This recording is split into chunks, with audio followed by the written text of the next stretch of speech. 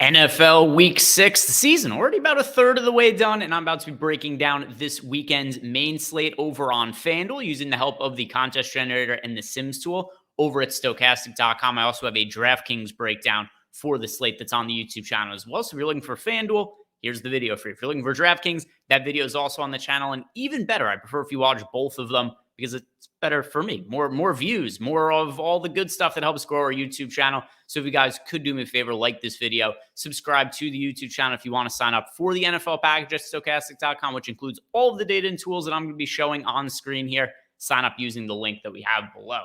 But let's go ahead and start looking at the best FanDuel lineups and players I got to for this weekend's slate. So first thing I'm going to do here is just favorite the top 150 lineups. They're sorted by simulated ROI. And then we'll look at what some of the exposures are. Starting with my number one overall best projected lineup, it is a Tampa Bay Buccaneers double stack. Baker Mayfield with both Mike Evans and Chris Godwin. Mike Evans, who is technically listed as questionable to play, but reports indicating that he's more likely to play than sit. So obviously if he sits, it's going to drastically alter what some of these lineups might look like. And Chris Godwin looked better. Mike Evans would be out of the player pool, but for all intents and purposes here, I'm getting to a good amount of Baker Mayfield as a contrarian quarterback and then double stacking here in my top overall lineup, Mike Evans, Chris Godwin. The rest of the players in this lineup, Bijan Robinson, Joe Mixon at the running back spots. Other wide receiver in here, Amon-Ra St. Brown at tight end, TJ Hawkinson, benefiting from the absence of Justin Jefferson. Then we've got also the Vikings defense here and Chuba Hubbard. So one thing to note about this video is at the time that I'm recording, Miles Sanders is listed as questionable, but our projections have Sanders out and Hubbard expected to be the starting running back. So with that in mind, we do have Chuba Hubbard projected as one of the best value plays on the slate, but it's under the assumption Sanders sits. If Sanders plays, Hubbard won't look nearly as good. And then also right now, because Sanders is listed as questionable, Hubbard is projected for very low ownership. So something's going to change. Either Sanders is going to officially get ruled out and Hubbard's ownership projection is going to go up, or Sanders is going to end up playing and Hubbard's overall player projection is go down. We'll see what ends up happening in the next, day or two leading up to Sunday slate.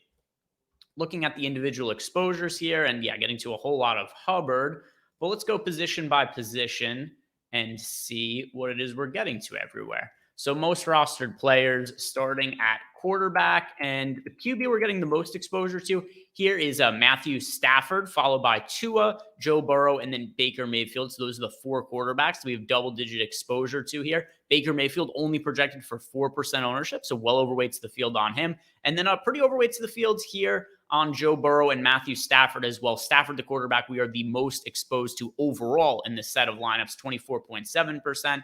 Relative to the 14% ownership. So the quarterback taking the biggest stand on here is Stafford. And while Tua is our second most rostered quarterback, not all that much different from the field as he's projected for 13.7% ownership and getting to him in 14.7% of lineups.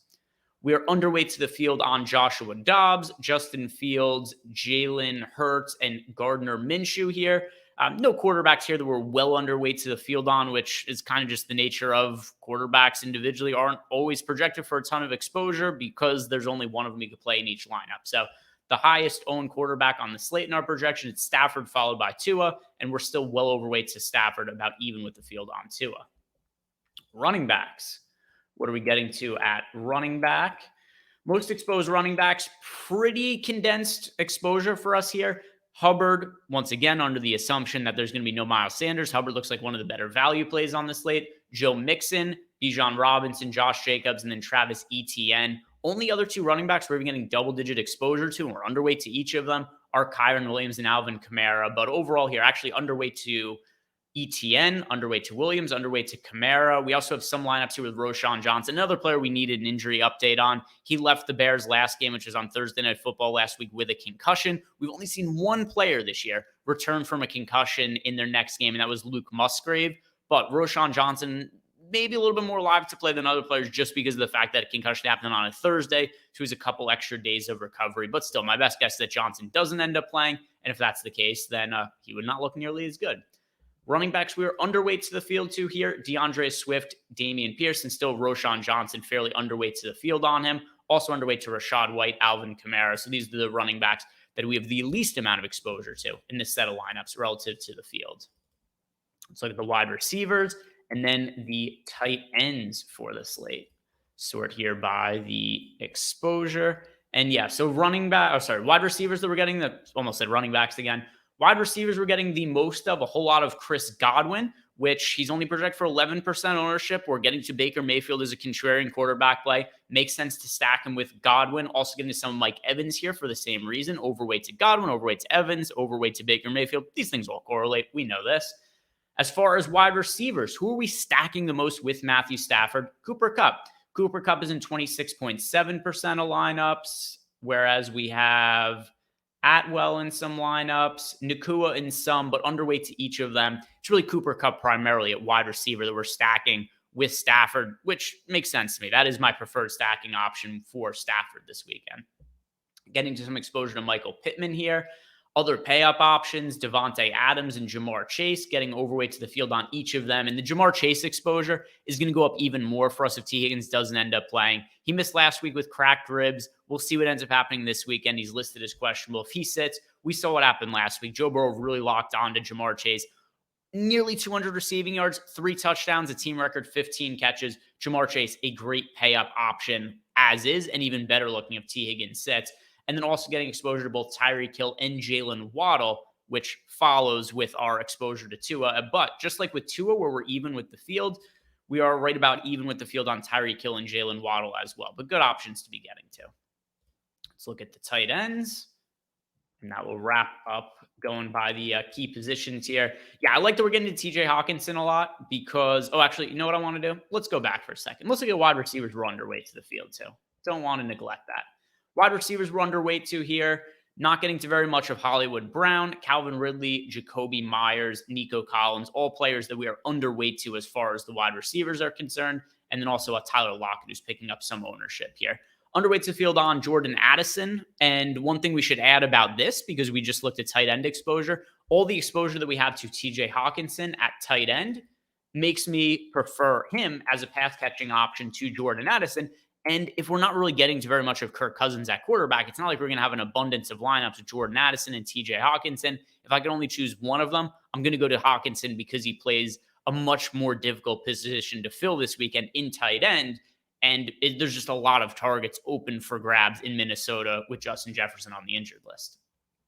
Now let's go ahead and look at, IR. Injured list is for baseball. Who cares, though?